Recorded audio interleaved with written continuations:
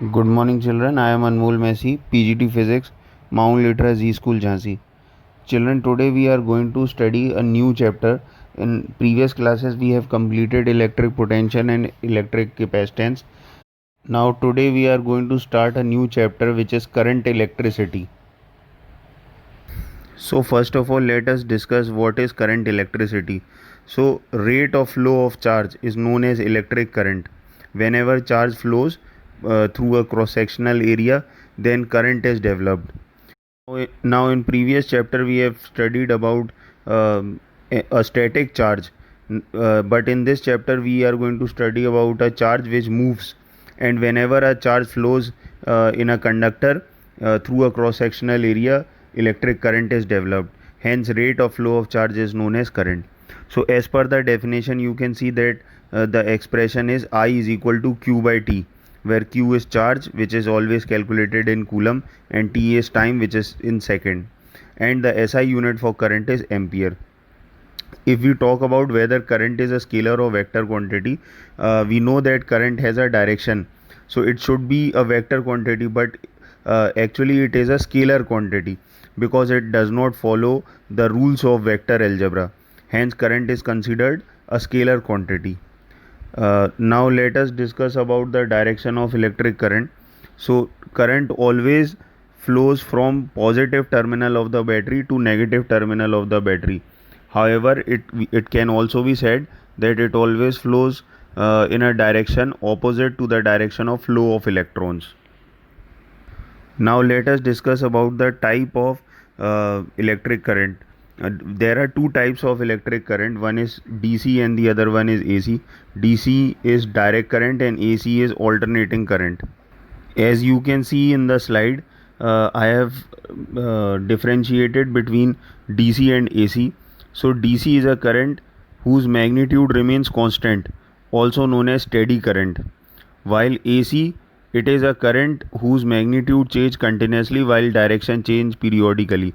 For example, if we are sending a current which is direct current in a circuit, then if it is a 5 ampere current, it would remain 5. The current would not change, hence it would be a steady current.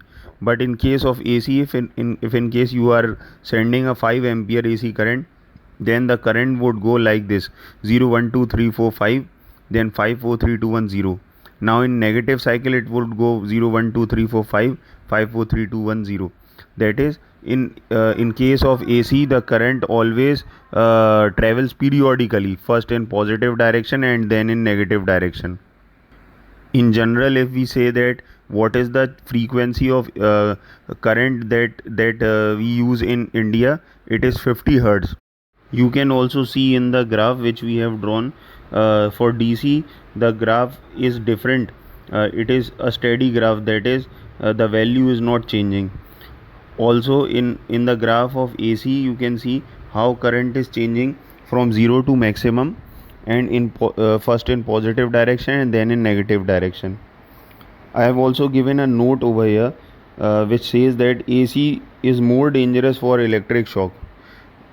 Okay, if we compare AC and DC current, so AC current is more dangerous for electric shock as compared to DC current. Later on in the chapter, we'll discuss about it, why AC current is more dangerous than DC current.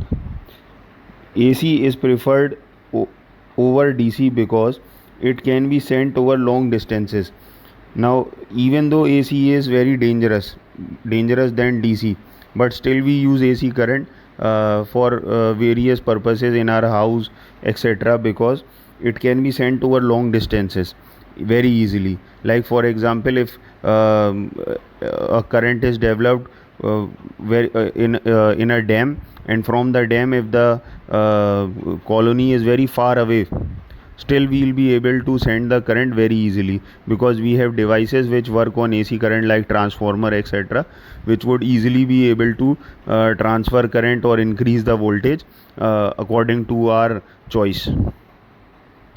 Secondly, it can be easily increased or decreased. So as I said, if I can use a transformer, and easily I can increase or decrease the amount of current which is entering a house. However, if it would have been DC current, then it would be very difficult for us, because DC current transformers doesn't work. AC can be converted to DC or vice versa, like inverter, mobile charger, etc. This is a very good advantage. AC can easily be converted from DC using various devices like inverter, mobile charger, etc. Now, as I said earlier, that current is developed by moving a charge in a conductor. So, actually, charge is static in nature. Then, how would charge move? Charge would not move on itself. We need charge carriers for that. So, we'll have few charge carriers over here that would help us in developing current. In case of metal, charge carriers are electrons. In case of electrolytes, we have ions. And in case of semiconductors, we have electrons and holes, which would help us in developing current, because charge is always static in nature. So these charge carriers would help us in developing current. So this was the introduction of the chapter. Now in next video I'll explain you about various topics related to electric current, which you might have not studied in your previous classes.